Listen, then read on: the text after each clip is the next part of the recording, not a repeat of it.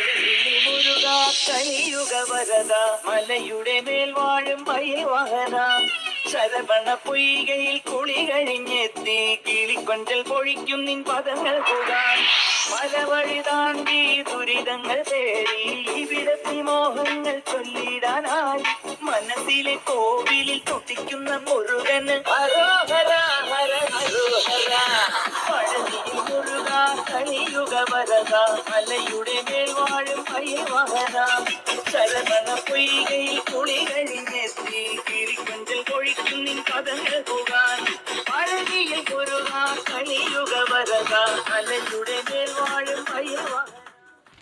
Hi guys, അപ്പോൾ ഞങ്ങൾ പഴനിക്ക് എത്തിയതാണ്.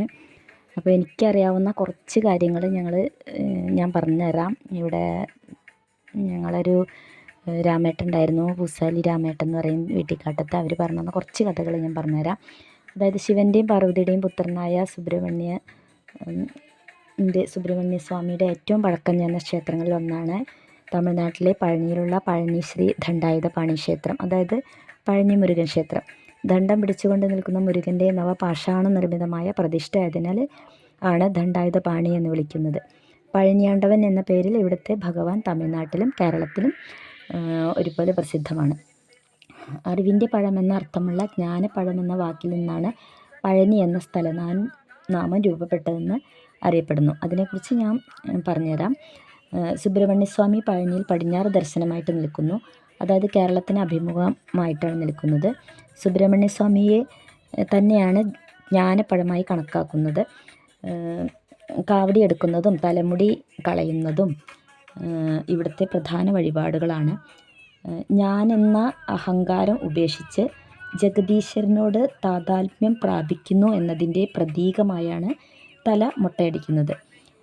അതുപോലെ ഇവിടുത്തെ പ്രസാദം പഞ്ചാമൃതവും ഭസ്മവുമാണ്. തൈമാസമായതിനാൽ ഇവിടെ ഭയങ്കര തിരക്കാണ്. നല്ല ലക്ഷക്കണക്കിന് ഭക്തരാണ് ഇവിടെ ഞങ്ങൾ വന്നപ്പോൾ ഉണ്ടായിരുന്നത്.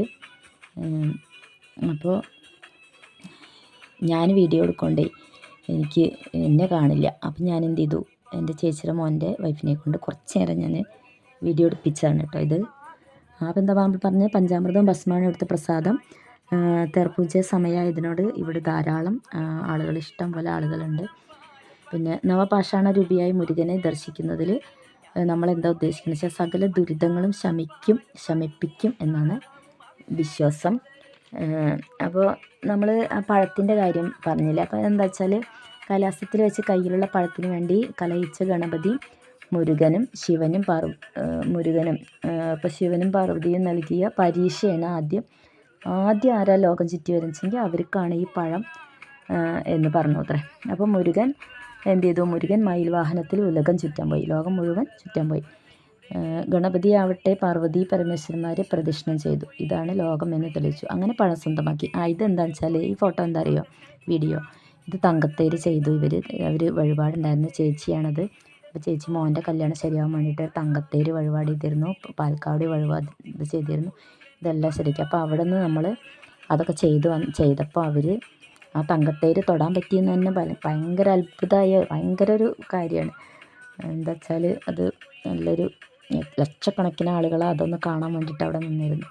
അപ്പോൾ അതങ്ങനെ കഴിഞ്ഞു. ഇത് പാൽക്കാവടിയാണ് കേട്ടോ ഇവരെടുത്ത് പോണത്. അങ്ങനെ പാൽക്കാവടി എടുത്താലും നമ്മളെ സകല ദുരിതങ്ങളും പ്രശ്നങ്ങളൊക്കെ ശമിപ്പിക്കും എന്നുള്ളതാണ് അതിൻ്റെ ഐതിഹ്യം എന്നാണ് ഇങ്ങനെ കാവടി എടുത്തതിൻ്റെ ഇതെന്നാണ് പറയണത്. അങ്ങനെ അപ്പോൾ അങ്ങനെ നമ്മൾ മുരുകൻ്റെ ആ കഥ പറഞ്ഞു നിർത്തിയില്ല. അപ്പോഴേക്ക് ഞാൻ ഇതിൻ്റെ കാര്യം പറഞ്ഞു. അപ്പോൾ മുരുകൻ മയിൽവാഹനത്തിൽ ഉരുകൻ ചുറ്റാൻ പോയി. ഗണപതി ആവട്ടെ എന്ത് ചെയ്തു, പാർവതി പരമേശ്വരനെ പ്രദക്ഷിണം ചെയ്തു. അങ്ങനെ ഇതാണ് എൻ്റെ ലോകമെന്ന് ഗണപതി പറഞ്ഞു. അച്ഛനെയും അമ്മേനെയും വലം വെച്ചു. അപ്പോൾ അങ്ങനെ ഗണപതി ആ പഴം സ്വന്താക്കി. അതിൽ പരിഭവിച്ചാണ് മുരുകൻ പഴനിമലയിൽ എത്തിയതെന്നാണ് ഐതിഹ്യം. പഴം കിട്ടാതെ അച്ഛനോടും അമ്മോടും കലഹിച്ച് വന്ന മുരുകനോട് പാർവതി പരമേശ്വരൻ പറഞ്ഞു, നീ തന്നെയാണ് ജ്ഞാനപ്പഴം എന്ന് പാർവതിമാർ പറഞ്ഞു അത്രേ. പഴം നീ എന്ന പ്രയോഗത്തിൽ നിന്നാണ് പഴനി എന്ന പേര് വന്നതെന്നും പറയുന്നുണ്ട്. ഓക്കെ, ഇത് ഏകദേശം മനസ്സിലായി എന്ന് വിചാരിക്കുന്നു. എനിക്കിങ്ങനെയൊക്കെ മനസ്സിലായി. ഒന്നും മനസ്സിലാവാതെ നമ്മൾ പോകുമ്പോൾ എന്തോ പോലെ. ഇനി നമ്മൾ ഹിഡുമ്പൻ മലയിലേക്ക് കേട്ടോ കയറുന്നത്.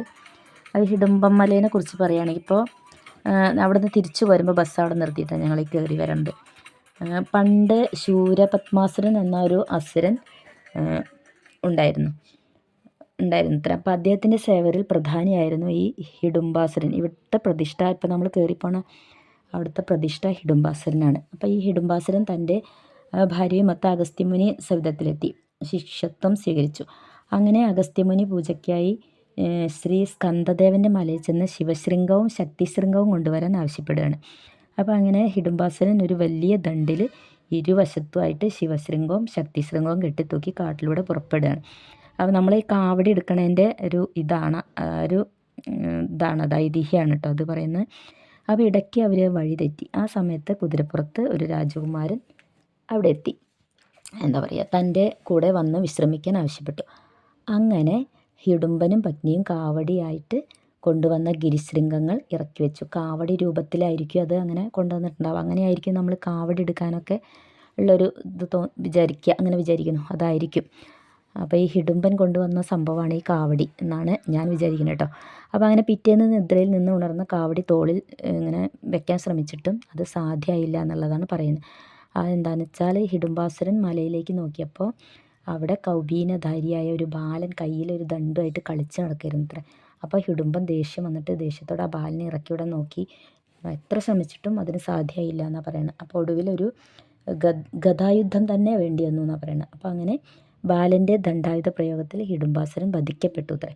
അപ്പോൾ ഹിഡുംബാസുരൻ്റെ ഭാര്യ അഗസ്ത്യ മുനിയോട് അഗസ്ത്യമുനിയോട് ധ്യാനിച്ച് വിലപിച്ചു. അഗസ്ത്യമുനിയുടെ അഭ്യർത്ഥന മാനിച്ച് ശ്രീമുരുകൻ ഹിഡുംബാസുരനെ പുനർജീവിപ്പിച്ചു എന്നാണ് പറയുന്നത്. അങ്ങനെ ഹിഡുംബാസുരൻ്റെ ഗുരുഭക്തിയിൽ സംപ്രീതനായ മഹർഷി എന്ത് ചെയ്തു, ശ്രീമുരുകൻ്റെ കാവൽ ദേവനായി നിയോഗിച്ചു. ഹിഡുംബനെ പോലെ കാവടിയും എന്തി വരുന്ന ഭക്തരെ എല്ലാ നന്മകളും അരുളി അനുഗ്രഹിക്കുമെന്ന് അരുളുകയും ചെയ്തു. അങ്ങനെ അന്നു മുതലാണ് ഭക്തർ താളമേളങ്ങളോടെ കാവടിയൊക്കെ എന്തിയിട്ട് മുരുകൻ്റെ സന്നിധിയിലെത്തി അനുഗ്രഹം വാങ്ങണമെന്നാണ് ഐതിഹ്യം. ഓക്കെ, അപ്പോൾ ഇതൊക്കെയാണ് കാര്യങ്ങൾ. മനസ്സിലായി കാണുമെന്ന് വിചാരിക്കുന്നു, ഏറെക്കുറെ മനസ്സിലായി വിചാരിക്കുന്നു. എനിക്കറിയാവുന്നത് പെട്ടെന്ന് പറഞ്ഞാട്ടോ.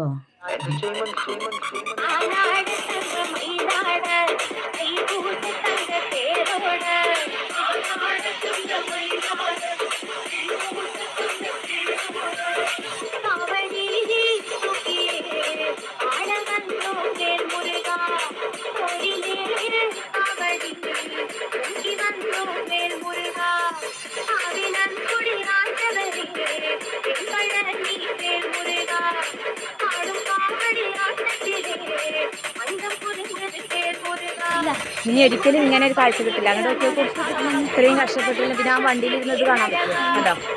എന്താ ഭംഗി.